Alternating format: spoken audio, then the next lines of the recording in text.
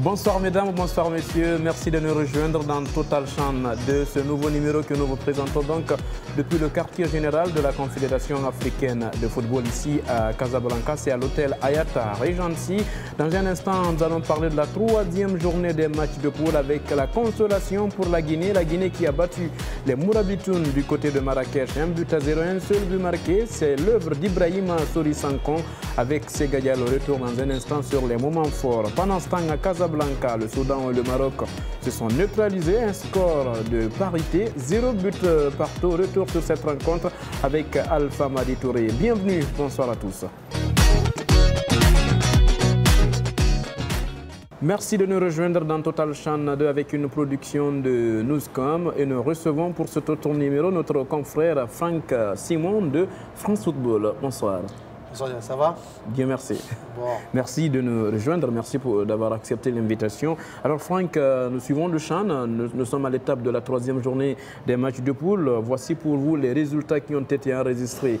Mesdames, Messieurs, hier, le Soudan était opposé au Maroc au stade Mohamed V de Casablanca. 0-0 score final dans cette rencontre. La Mauritanie s'est inclinée face à la Guinée au stade de Marrakech, au grand stade. La Guinée s'est imposée 1-0. On commence par cette rencontre disputée au stade Mohamed V de Casablanca. Ce sont des matchs qui se sont joués au même moment avec Alpha Madi Touré qui nous fait le résumé de la rencontre. Vous allez le constater, il n'y a pas eu de but, mais des occasions, on en a noté. Oui, à la Sandire Diallo, ce match a tenu toutes ses promesses, sauf des promesses de but, bien sûr, puisque le score final était de 0 but partout, même si la partie a été dominée largement par le Maroc, en partie avec une équipe soudanaise très bien en place, bien organisée défensivement. En cette première période, par exemple, il faut juste rappeler qu'il y a eu un turnover côté marocain. El Kabi, l'homme qui a crucifié l'équipe de Guinée, Zniti, le gardien de but titulaire, Adraf, ont tous débuté réservistes et ça a été donc un match qui, malgré ce turnover de l'entraîneur marocain qui a tenu toutes ses promesses, des initiatives de part et d'autre, mais aucune action dangereuse à retenir en cette première période. La deuxième période donc a débuté sur la même tendance avec un peu plus d'ascendance côté marocain. Les Marocains qui ont dominé la partie de cette deuxième période avec une possession de balle de 60%. Une partie donc qui finalement n'a tourné en faveur de personne, même s'il faut rappeler que Ben Sharki a eu l'occasion de donner l'avantage aux siens, mais il rate la transformation de son penalty. C'était à la 48e minute, il pouvait permettre à cette équipe marocaine de s'imposer. Malheureusement, ça n'a pas été le cas. Et un fait de jeu à rappeler, c'est que El Samani, l'homme de toutes les situations, qui était à la une donc côté guinéen, la Guinée qui avait porté réserve contre ce joueur soudanais, tout simplement sur la feuille de match, il était noté absent. Une autre chose, un autre fait de jeu, un autre fait important à noter après cette rencontre, c'est le nombre de spectateurs. 45 000 ont répondu présent. Le stade Mohamed V de Casablanca n'a jamais été aussi rempli que cette rencontre Maroc-Soudan. C'était là donc Alpha Madi Touré avec les moments forts de cette rencontre. Franck Simon, vous avez suivi ce match au stade Mohamed V de Casablanca. 0-0, score final. C'est un score mérité, même s'il y a eu un penalty manqué. Pas vraiment mérité, dans le sens quand même que le Maroc aurait mérité, vu je dirais, le nombre d'occasions de s'imposer, mais une vraie résistance du Soudan, qui a confirmé en fait ce qu'on a vu lors du match contre la Guinée et puis ensuite contre la Mauritanie. Donc c'est un résultat très positif pour eux, mais le Maroc nous paraît quand même bien au-dessus et ils peuvent se sentir frustrés en fait à l'issue de ce match. Donc 0-0, score final dans cette rencontre. Le Maroc a fait tourner dans ce match, il faut le rappeler. Il y avait 10 joueurs qui ont été changés par l'entraîneur Gamel. En fait, oui, parce qu'il avait besoin finalement de soulager des joueurs, d'anticiper pour ne pas avoir de blessures. éviter les blessures, éviter les suspensions de joueurs importants. Donc il avait opté pour ce dispositif. 10 joueurs effectivement nouveaux dans sa composition. Ça n'a pas payé, mais on a quand même vu que c'est une équipe très jeune et une équipe de qualité. Donc il y a vraiment un réservoir dans ce football marocain. L'équipe du Maroc donc, qui passe la tête haute à l'issue de ce premier tour avec ses matchs de poule avec 6 points. Pendant ce temps, la conférence de presse d'après-match a été suivie par Cellou Tata Diallo. On fait le point avec lui. Ce qu'on peut retenir de cette conférence de presse de ces deux entraîneurs.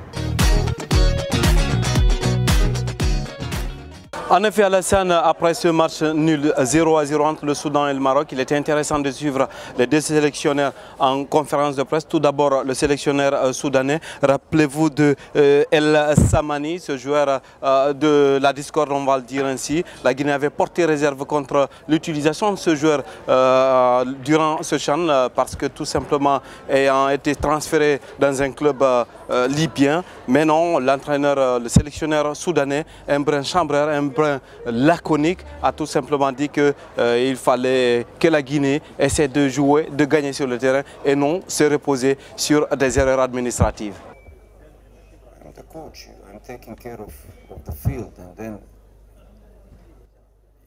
Je pense que vous auriez pu faire des résultats au lieu de chercher des erreurs.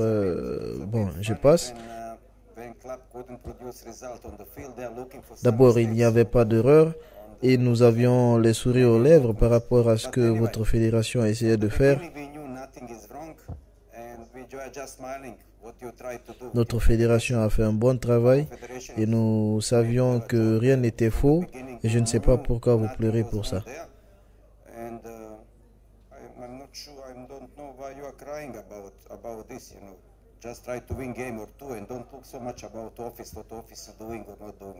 Et puis côté marocain, tout naturellement, on le savait depuis samedi après-midi, le sélectionneur marocain Djamal Sellami avait dit qu'il allait faire tourner et il a fait tourner, il a reposé ses cadres, même si pour lui le rythme a été différent. Et on a garanti notre qualification pendant les 2 premiers matchs. Après, pour le 3e match, pour nous c'était une occasion pour faire jouer les autres joueurs parce que c'est très important. Voilà ce qu'on pouvait retenir de ce match ici. On l'a dit, 0-0, il n'y a pas eu de but, mais le Maroc a tout naturellement géré, a fait tourner, a fait reposer ses cadres en vue d'un quart de finale qu'il va jouer ici même à Casablanca. Donc le but, c'était justement de faire reposer les cadres en vue d'être en forme lors du quart de finale que le Maroc espère bien entendu gagner ici devant son public chaud bouillant de Casablanca. C'était la Cellou Tata Diallo avec les moments forts de cette conférence de presse. Franck, on l'a suivi ensemble avec Cellou Tata Diallo.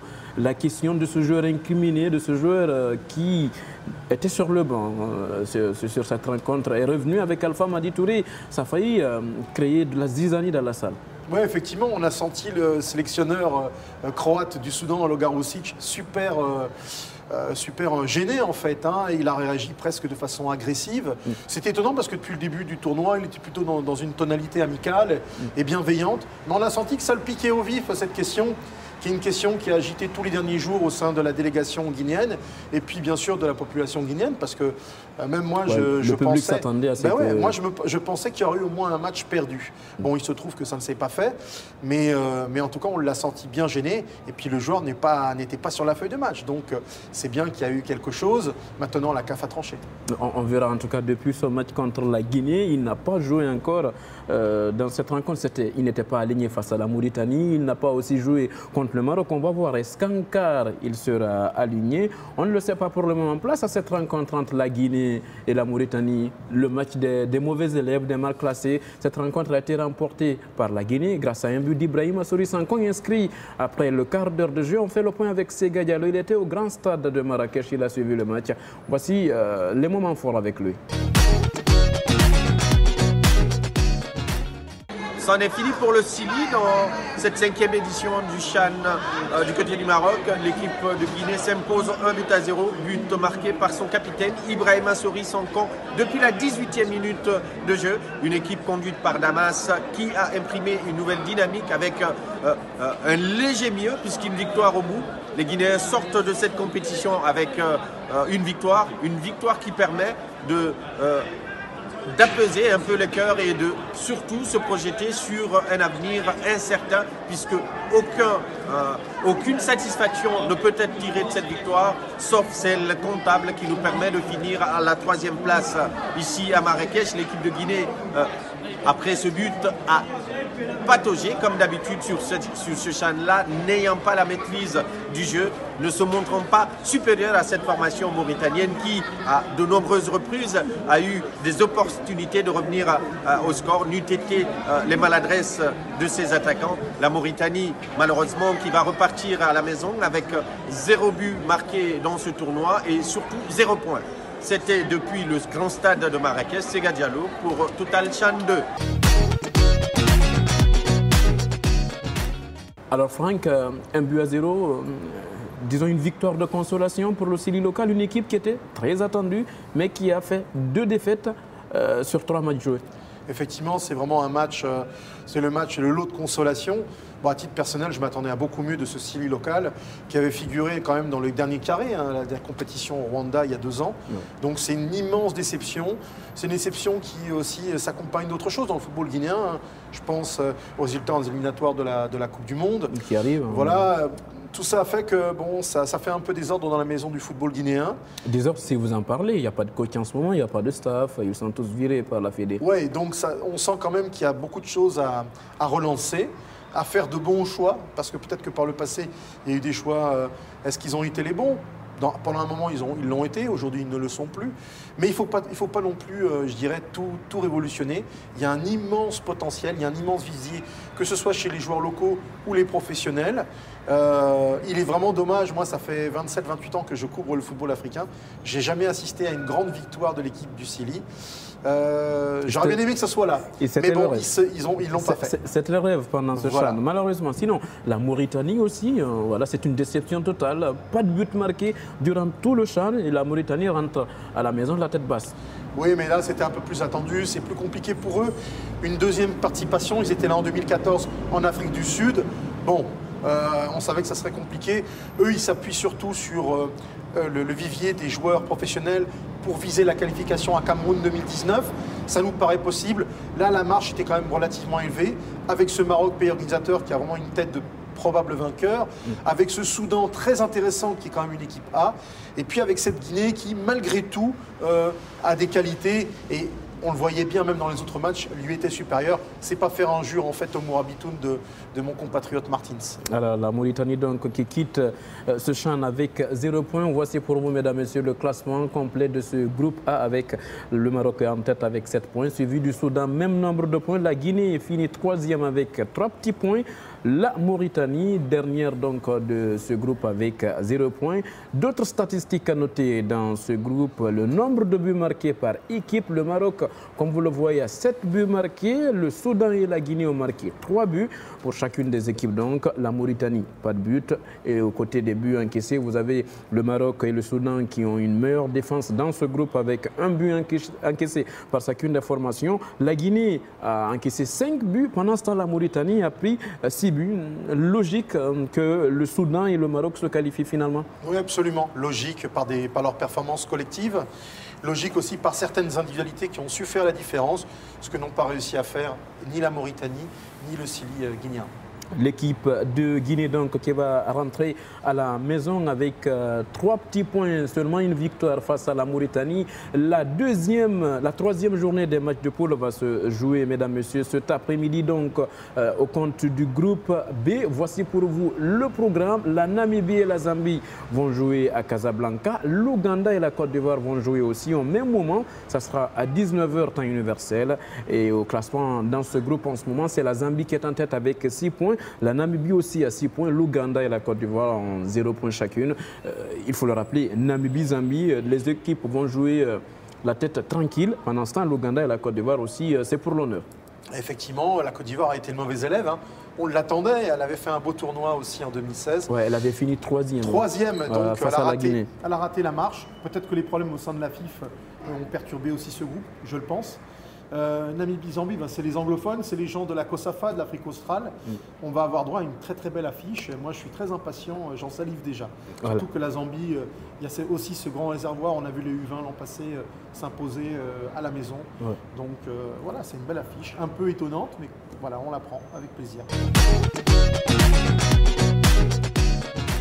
Mesdames, Messieurs, avant de terminer cette émission, un retour sur le décès de Papa Camara, une disparition tragique. Franck Simon, vous avez présenté des condoléances à travers une lettre où vous vous êtes exprimé.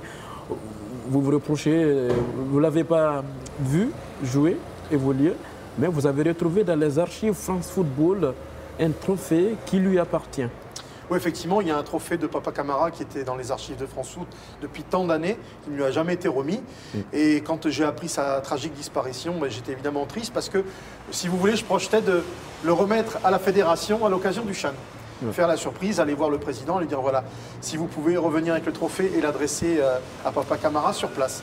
Or, il est disparu entre-temps. Et j'ai écrit cette lettre sur mon compte Facebook. Et bien sûr, ça a fait beaucoup d'agitation et d'animation. Dans les médias. Exactement. Donc le trophée est en France, à Paris. Et il n'attend pas grand-chose pour reprendre le chemin légitime, le chemin de la famille du football sportif. Donc vous comptez vous déplacer en Guinée pour remettre ce trophée? C'est ce qui est maintenant, ce qui est prévu. Il est légitime que ce trophée revienne à Conakry. Moi, je n'ai pas à le conserver. Je l'ai conservé par respect, si vous voulez, pour lui, toutes ces longues années.